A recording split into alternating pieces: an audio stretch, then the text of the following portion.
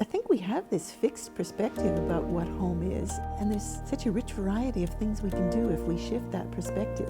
The ones who can't do it themselves don't find the support anymore. Because once upon a time it used to be to have lodges or boarders inside people's houses. I think it's habits of mind. Actually, people can live together very successfully. It's not so difficult.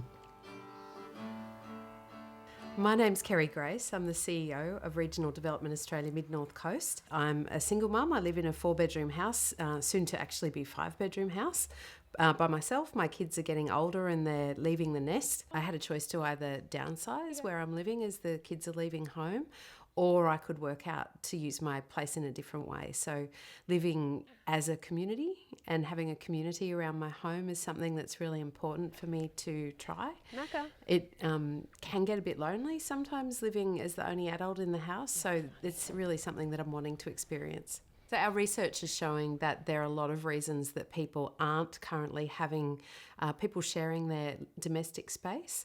Some of those reasons are based around safety. I guess our communities aren't as close as they once upon a time were, so it's a little bit hard to find out if someone's next door neighbours, nieces, nephews, auntie, that those connections just aren't the same. So this used to be the family's living room, but we just don't need a space of this size anymore for our family. So I've installed a wall here, and you can see that it still needs to be painted, but it's nearly ready. And over here goes the bed, and this is a beautiful big space that's ready pretty much for somebody to move into. People used to do this. It was a cultural norm once. So during war period, and particularly in farming communities, having boarders or lodges inside the family home was not something that was unusual. We've just forgotten how to do it as a culture. And we're living in these enormous houses by ourselves. In fact, in the Mid-North Coast, we know there's over 60,000 people that are living with 1 or 2 spare bedrooms, and for many good reasons, but alleviating at least some of these bedrooms is really going to change the situation. My name is Rainer Schimminger. I'm an architect and a builder. Where we here are now, it's called City of Hope, which it is a small development in Coffs Harbour, which we did 10 years ago. It was right on the edge what was possible in terms of sustainability, energy efficiency, all these sort of things that were still in the context of climate change, a topic at the time. And it's done its thing in that context.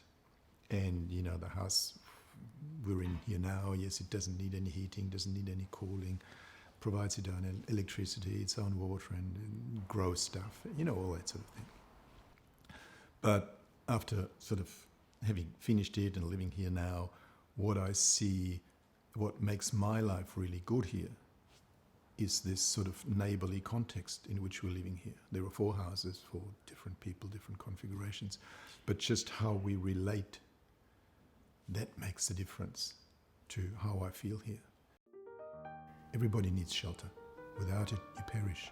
Here in Australia, we have come to make that a personal problem. It wasn't historically always so. For the ones who couldn't make their own shelter, it was the family who helped them, or the tribe, or the clan. But now we live so dispersed, families scattered all over the place, that the ones who can't do it themselves don't find the support anymore. And we have set up a social and economic system which is developed in quite a harsh form of capitalism now. And if you own land and you own property, you're in, works well for you. If you're not, you're out, and nobody helps you. We see it as their problem, not as our problem collectively.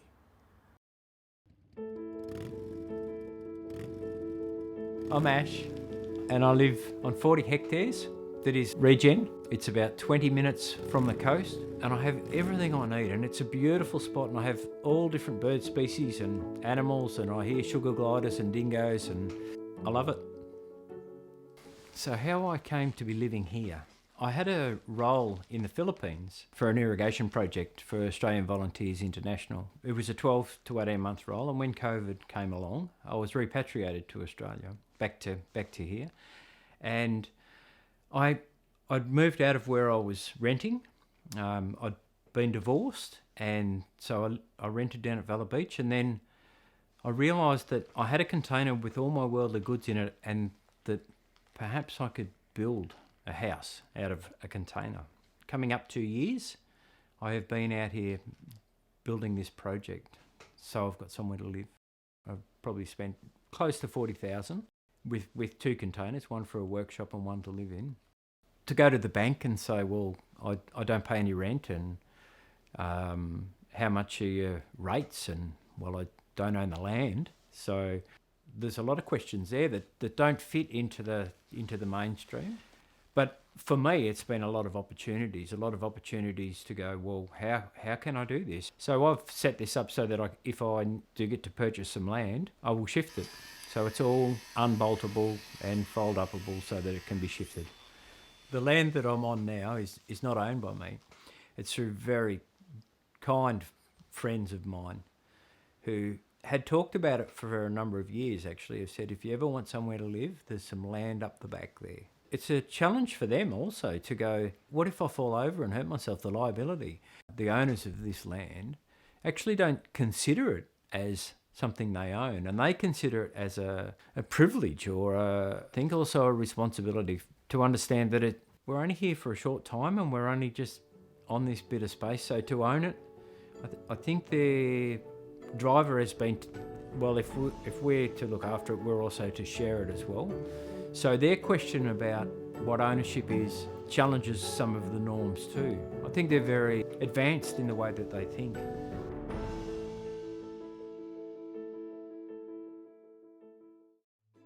Now? Yeah. Yeah.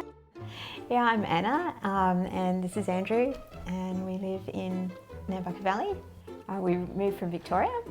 We have about 8 years ago, and in Victoria we've shared our home a number of times with different families and live with different people, as well as with our 4 children. How did that come about?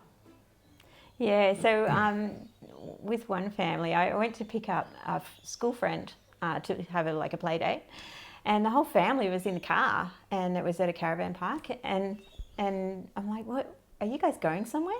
And they're going, we don't know where we're going, and literally they had to move out of the caravan park for the school holidays because it was going to be too expensive. It was a mum and 2 kids, and she worked in aged care.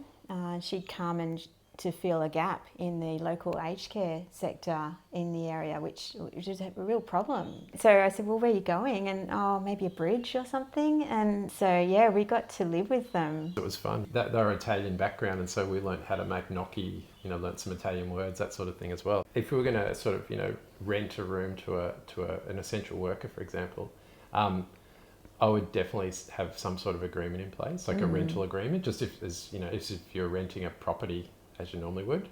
You'd like to have other people living on your property. Have planning laws, etc., been a hassle for you? Yeah, so we do have some land. It's somewhere else, like not where we live here, and we're totally happy and would love to be able to share it with people. But there is that concern that they move onto the property, and then how do you get that person off? How do you kick them off if they don't want to move? If they've moved, it might be a mobile home or something, they've moved on there. There's lots of things to think about with that if we do that as well, like, in case of a bushfire, are they going to be safe? Like, we want people that we're sharing, that they're safe and happy as well. But the current law, like if someone puts something on our place, we can say it's ours, and that doesn't leave them in a good place either.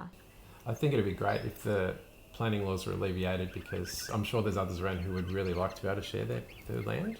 If they were changed, we would be super open to allowing many people to stay on our place. There's lots of things growing and stuff, and we would love to be able to share that, and also if they want to pull some weeds, great, and do some shared things as well, that would be ideal.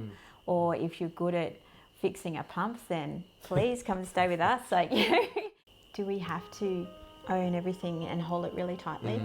Or can we actually share it, whether it be our land or our home or our stuff? Why not live in a way that is more open and sharing? My name's Eliza.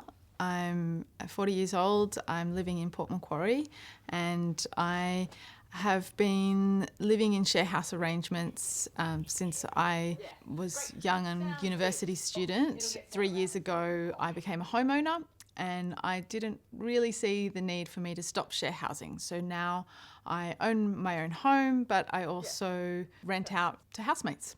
So I feel like I do a pretty good process of working out who the person is and if we're a bit of a fit before they move in. It's not just the first person who answers the ad that comes into the house. I really proactively look for someone who is going to be a fit for my lifestyle, my personality, the way I kind of live, so that there's more chance of it actually working out. So I'll just show you a little bit around the house. So kind of coming in the front door, we've got a couple of living spaces, which I find actually helps really well with the share house situation. So one living space. Yes, I invite people who I've met once or twice to come and live with me, and that might sound extremely terrifying to a lot of people, but you get to know them and you get to become comfortable with them. You still are able to be yourself in your home. We did have that as a bit of a study area at one point. We kind of come down to the bedrooms. This is one of the rooms that I rent out. Sharing a house is obviously financially very beneficial. Much more than the financial, I get the social aspect of sharing a house, to have an experience of living with somebody where you see them pretty regularly, pretty much every day, and you get that connection, you get to know each other, and in a lot of cases build really good friendships. I get to learn from different people and have a new perspective on what I consider to be the norm or ways of doing things, because everyone's different. So I like the new perspective that a lot of people bring to my life as well. My name's Angela. I've been living on the coast here for a couple of years.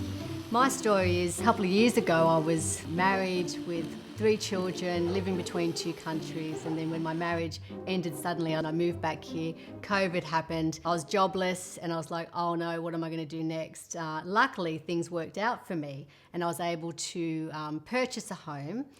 But in that process of the vulnerability of thinking I may not be able to purchase a home and I'm going to have to rent with 2 kids, 2 dogs and a horse, where am I going to live? And there was a lot of women like me that were looking for somewhere that had a life all planned out, and that it sort of fell to pieces and they had to start again and didn't have the financial background and the security that we thought we would have in our later years.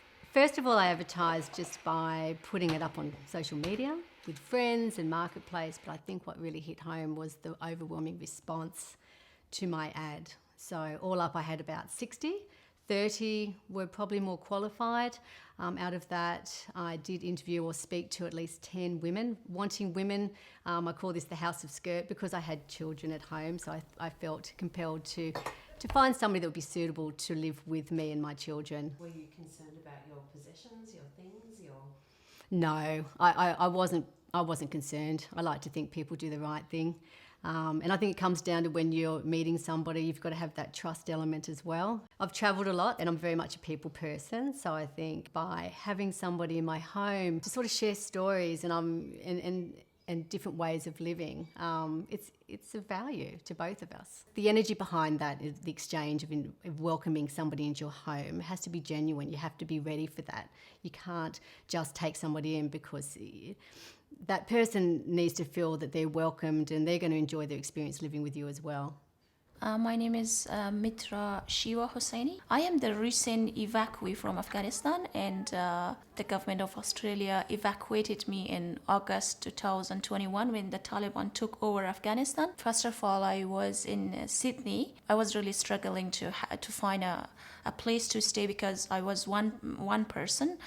And then I applied for a job, Department of Planning and Environment. So the job location is in Coffs Harbour. So when I got the job and I moved in Coffs. Mitra, I've got a new addition to the family since you were here last. Whoa. Check this out. Oh, so lovely. Meet Harlow. Hello, how are you? Little Chihuahua, 10 weeks old. Oh, really lovely. You're so lovely. I liked the idea of having Mitra in our space because this was a very beautiful woman that had a story that it sort of resonated with myself and my children, having lived overseas and not knowing anybody. We understood how that can feel. And what happened? Why didn't it work out for you? Oh, look, I think it's like anything. You know, Mitra was working in town. She wanted somewhere a little bit closer to the town. I live further away. We've kept in contact, and you know, you can't take things personal. It comes down to you've got to have a checklist of what works for you. Mitra and I hit it off quite nicely as friends, and knowing that she didn't know many people in the town, felt it was nice to sort of extend that friendship to a little bit longer. Yeah. Accommodation is expensive. One of the biggest reasons is that people don't want to share. So there is only one person or two persons in a very big, beautiful house. Designed in a way that you have a separate door for them. And in Afghanistan, people do that. They just make another door for them. You just come and go, you know. That's the very good solution for that. Angela, you work at Lifeline and you've noted that people are more disconnected than they have been before. Do you think changing the perspective of how we use our spaces can be good for people's mental health and broader connection? Absolutely, 100%. I feel that we are more disconnected than ever before. People living in these big houses, there's only one or two of them in there. They don't have a foundation or a structure of family and friends around them. At Lifeline, we found that our phone calls have doubled. The biggest calls we get are people that are isolated and have no one to talk to. If that isn't a good indication of where we are nationally. Lifeline is here for you.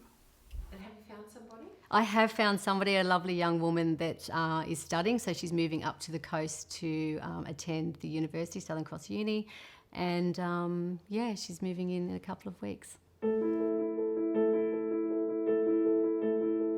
The project really started from us holidaying together with the other four people and enjoying it so much. We'd get together every Christmas and rent a beach house together somewhere and just loved it. And we got to thinking one night, gee, this would really be fun once we retire. We looked at what our parents, all our mutual parents, were up to and how they were going or how they had gone before they died. There were a lot of things we thought we'd really like to do it differently from that. It's a single house all under one roof, but inside there are three couples living in private suites, and we have a lot of shared space, you know, the obvious things, the dining room, the kitchen, the lounge room, laundry, all of that, entertainment spaces. We have this choice about whether we're in an environment where we're together or just being in our own private space, pursuing our own interests and things that we like to do. Did you know each other well and truly before you moved in? Yeah, we did. And I think that's part of the secret that it's worked so well. And probably only a part of it, but certainly we knew each other very well. We'd known each other for, I think, 15 years or more before we actually took on this project. But let's say it's a bit like being in with brothers and sisters that you don't fight with. In this environment, with the interest and support and the humour and companionship and so on, I've actually become who I hoped I would become, which was not so, I don't know how that works, but there's something very nourishing about it and validating. Something that I did notice with my mum and my dad as they got older was they became like hermits in their own home. So all they ever had was each other. So I've got my friends just down the hall. It just can be lovely to have people around. We're able to really isolate ourselves if we want, if I want. And on the other hand, there are just times when I just seek out company, and it's great. And the other thing is that it provides such variety and stimulus in my life.